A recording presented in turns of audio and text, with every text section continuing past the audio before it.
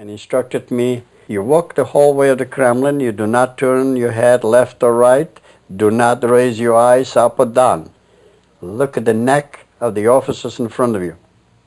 Step out of line and you get shot. I obey the rules.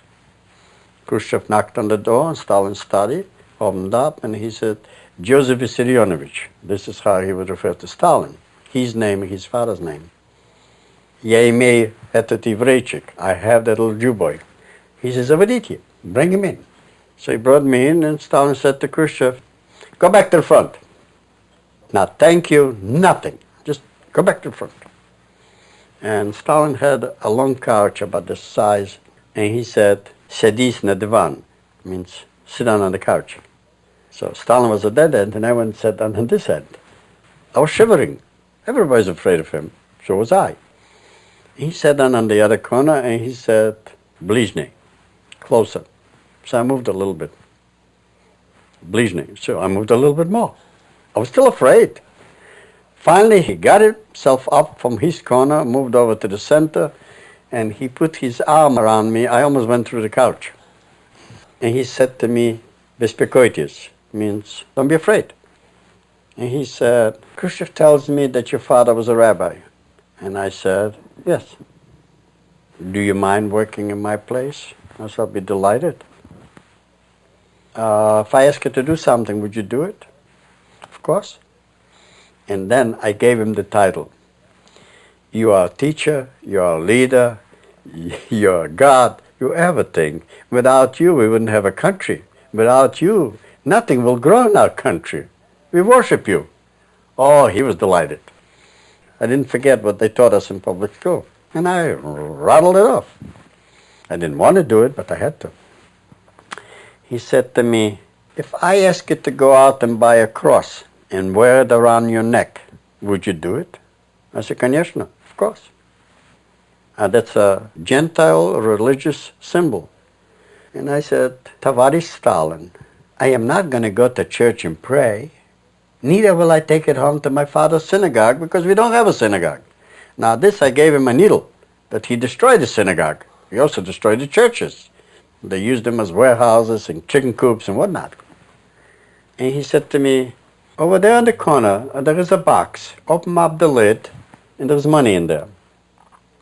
Take some money and go down on the black market and buy a cross. To give you an idea how naive I was, I walked over and I counted off some 500 ruble. It's like $500. And I walked back to the couch where he was sitting and I said, Я взял деньги. I took the money. And he looked at me, he said, сколько вы взяли? How much did you take? And I said, 500.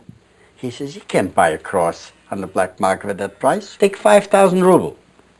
So I went back and I took 5,000 ruble. The man said, so you do it.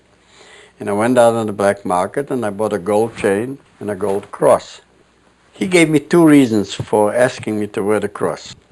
One, if you wear a cross, they'll think you're a Christian.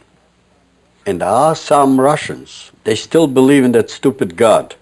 That's how he said it. Then they won't shoot you in the back. And then the second reason, I don't want anybody to know that I have a Jew boy working for me. That was his two reasons. And he said to me, do you know how to say a prayer in Russian? Suppose they ask you. I said, да, yes. Let me hear it. So I went like this, Господи помилуй, just the same as the Russian does, the Orthodox Russian. He says, это хорошо, вам не нужно закричать. You don't have to finish it. Then he said to me, now I have boys in the back room, I'm going to take you and introduce you to them. There are 18 of them, various nationalities. You'll be sleeping in the same room with them. You'll be taking showers at the same time with them, or at least they'll be able to see you. As you know, we don't wear crosses. We don't believe in God. So if they see the cross, I want you to tell them this was your great-grandfather's, and your mother gave it to you as a souvenir. You don't really believe in it. So they won't make fun of you that you're a religious Russian. That might cost you your life too. Then he took me to the back room. There was a door from his study right behind his desk. He walked in and he lined up all those boys and he said, we have a new member of our group. I want you to line up.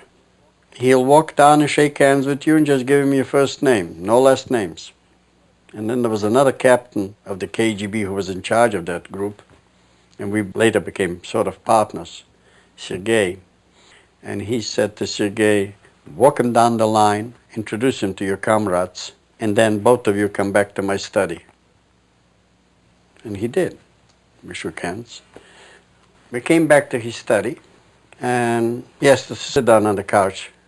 And he stood up in front of us, and he said, Sergei, take him under your wings for 2 weeks.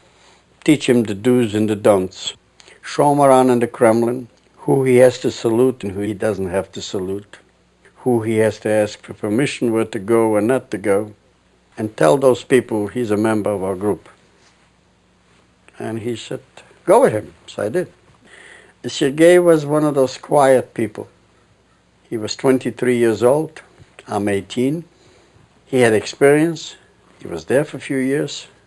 But he wasn't the type of an individual that would go forward with certain things, create certain things, advance certain things. His idea was, he gets an order, he fulfills it, that's it. No initiative on anything else. We were his spies and ears. We spied on commissars, generals, found dignitaries, and reported to Stalin. One example.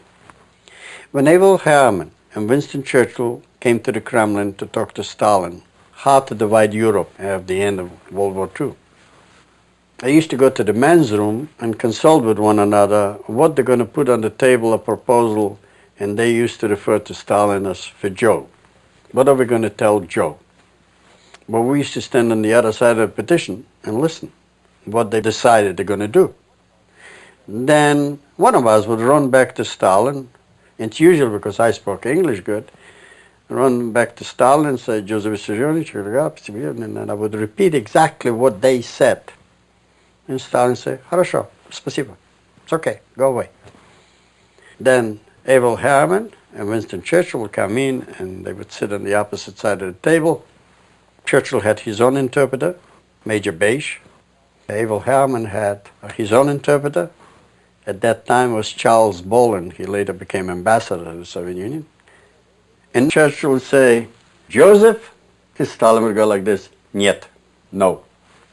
And Churchill would repeat, Joseph, I didn't tell you yet what I want to tell you. He says, Нет, finished. Finally, they would talk back and forth. He said, why don't you let me finish? He says, okay, you want to finish? Finish. I already gave you the answer. And then Churchill would, one time he took out a piece of paper, took a pen, and he marked up how much territory he can give Stalin from Poland, how much he wants for himself from the Balkans. And since the Americans are too far away, they're not interested in Europe, we'll just divide Europe. And Stalin said, Нет, I told you no. Stalin felt this way. When they chased the Nazis out, the Russians will be in Poland. Why would they want to divide with them? And they'll take Poland. Herman was trying to convince Stalin, I will convince President Roosevelt that you can have all of Poland. Don't listen to the bulldog Churchill, and this is the language he used. What Herman didn't divulge to the American people, why he wanted Stalin to have Poland. Herman's family owned holdings in Poland pre-war.